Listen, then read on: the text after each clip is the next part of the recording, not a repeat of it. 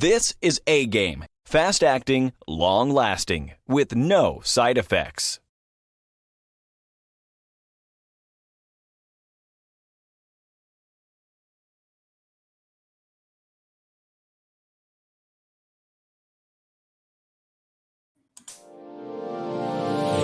Hey all my Crimsonites, and welcome to the Crimson Cure channel, where we embrace our femininity, increase our womanly value, and celebrate our brothers. So join me on our feminine journey to learn, heal, and grow.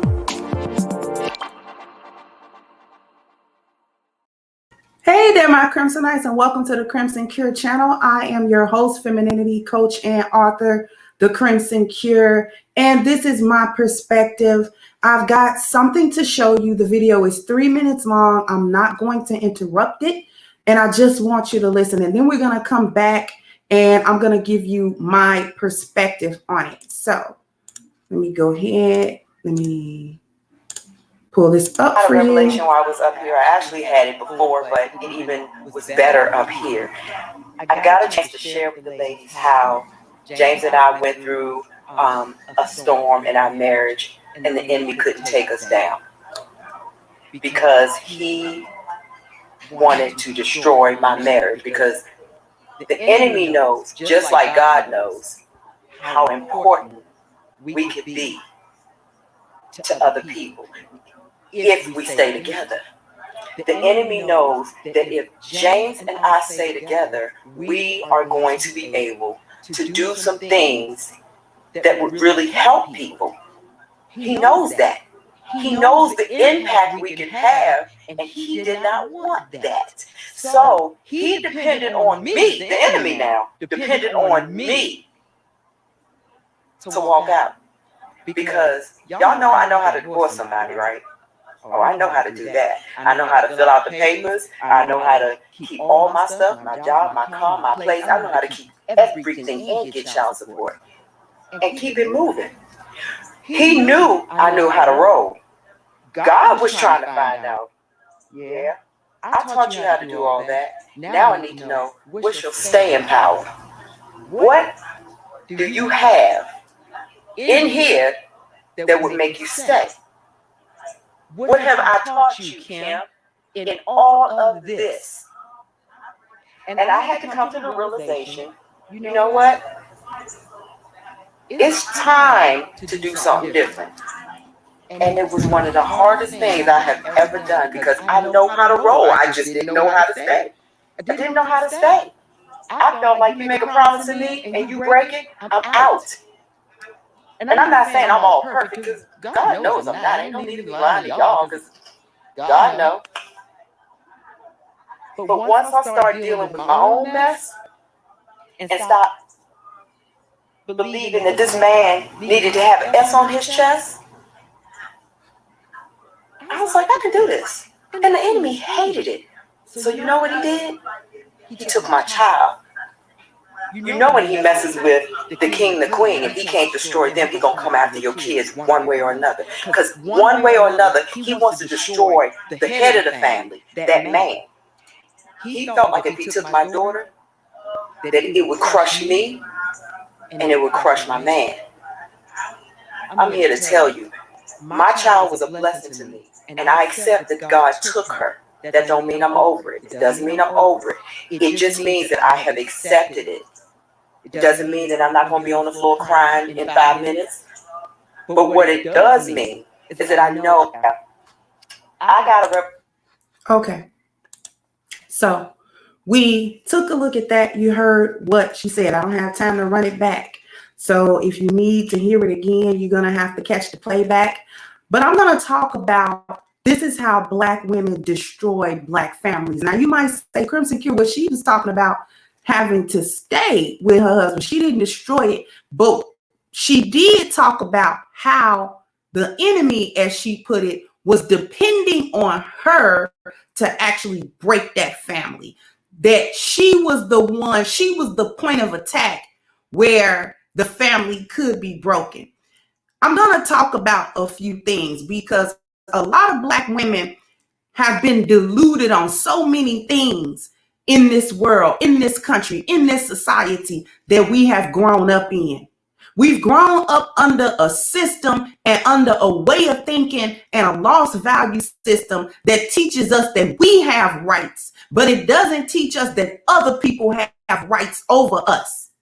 It has made the marriage easy to get into, but even easier to get out of. You just saw her explain how she know how to maneuver it to such a degree that she doesn't lose any physical or monetary thing after filing a divorce. And most women understand this. Most Black women understand how to do this because this country has made it very easy. And I need Black women to understand why I'm coming down so hard on you, because this is an attack. And because we don't have the spiritual value necessary to understand when we are under an attack, we'll never be out of the attack. We'll always succumb to the attack, to the destruction. And we'll always be the entry point. We'll always be the weak point. We'll always be where the enemy comes because he knows that we can be easily manipulated, and because we don't have any spiritual value.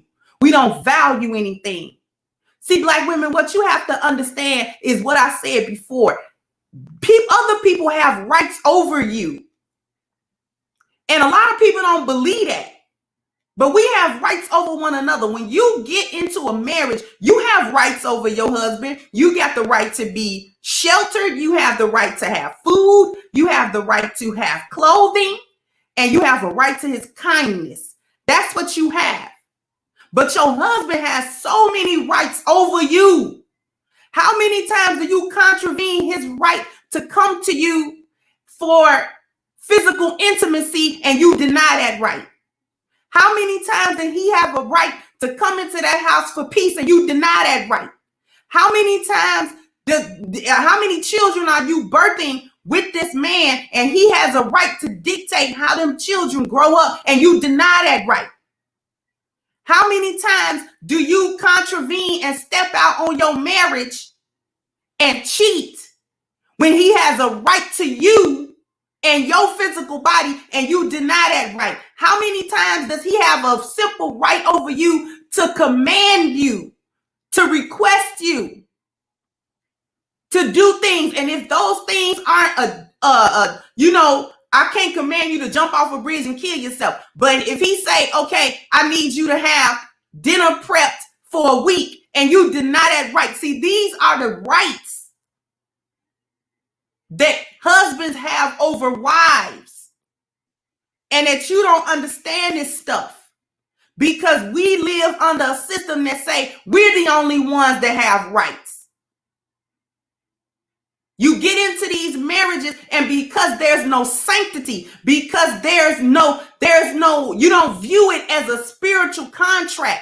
This is something, these are vows that you're making not only to that man, you are making it so-called to the God that you believe in, so-called. But what do you really believe in? We know you're selfish, but can you be selfless? We know you can think about you, but can you think about the group? Is there any part of you that understands how important a family unit actually is?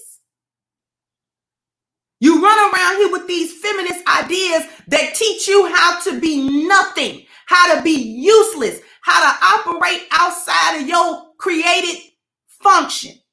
What you were intended to do, how to act outside of your nature.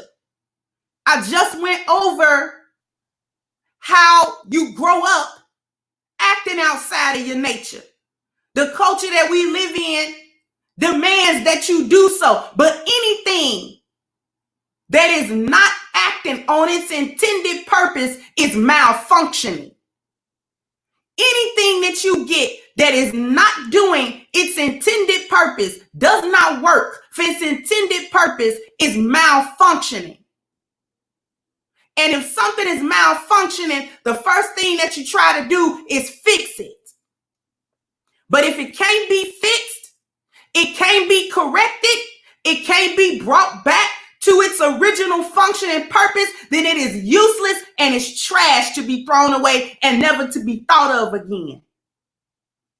We don't have any patience over anything. There's no forbearance over anything.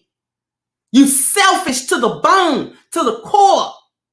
Anything done to you, a perceived slight, a real slight, big or small, you ready to pack your bags, you ready to walk. You ready to tell somebody to kiss you where the sun don't shine and you out and deuces and all that. And I don't need you, and quick to tell somebody what they don't need. Quick to tell somebody I don't have to uphold any of the values. I don't have to uphold the covenant. I don't have to uphold the oath. I don't have to uphold the vow. You are oath breakers. And that's something serious. Because you're supposed to be trying to build these families, particularly when you get married. I'm not talking about all that flim flam y'all do, having these babies and, you know what I'm saying, running from man to man. I'm talking about real relationships and marriages that Black women do not take seriously. You don't have no patience over nothing. You can't forbear. I don't have time to give you the definition for those of you who don't know what I mean when I say forbear. Nothing can happen to you where you say, you know what? I'm just going to go through it. I'm just going to get through it. I'm going to find the best possible way and we're going to get through it. I'm not ready to throw my relationship away. I'm not ready to throw away what we done built for 5, 10, 15, sometimes 30 or 40 years. I'm not willing to walk away from it just because one of them times my feelings got hurt or one of them times something really happened. There's no forbearance over anything because you don't value nothing. You don't value family. There's no loving support. That's what it says underneath the lost value system. It's a selfish focus. Only you have rights. Nobody else has rights over you. But your family got rights over you. You accepted this when you accepted marriage. You accepted that you're not the only one that's meant to be fulfilled. You got to fulfill this other person as well. You've joined your life together with this person. At what point does that mean anything? At what point does that mean anything? This is how you destroy your families. This is how these children continue the cycle of on and on, these generational curses that we can't get out. That's not a euphemism. That's not a plaything. These are curses. And we're perpetuating it because we don't have any value in anything. The moment we displeased with anything, we ready to walk as if life gets any easier in any other arena. We're not prepared to deal with anything. We're not mentally strong. We don't have any fortitude. Nothing. We so accustomed to living the way that we live it and feeling like it's easy. It's so easy that we can just walk around here and break families and don't lose no sleep at night over it. And then we get to say somebody else's fault. Somebody else made me the victim. Somebody else put me in this situation. But where was your forbearance? Where was your patience? Where was your willingness to work it out? Where was your willingness to go through the storm to get to the other side? Who promised you life was going to be easy? Who promised you marriage was going to be easy? Who promised that to you? Whoever promised that to you lied to you. And you need to be able to accept that. There's nothing simple. There's nothing easy. Anything that's worth having is worth working for. You got to put effort. There's no effort in these families. There's no effort in your children. There's no effort in your husband. There's no effort in your home. And then you wonder why it breaks. You wonder why it's destroyed.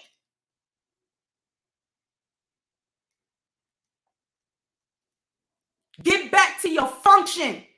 Black women, get back to your nature, your true nature. Get your value system. We have to come back. What happens when this world falls? Then it won't be so easy. You think we gonna live like this forever? I'm here to tell you we won't. Sound off in the comment section for me. Do you agree that this is how Black women destroy Black families? Like, share, subscribe to the channel if you have not. Once again, I'm your host of Crimson Cure, and this was my perspective. Bye-bye, Crimsonites. Hey guys, please like, share, and subscribe to the channel and hit the notification bell. And if you've got more to say on the topic, leave a comment down below.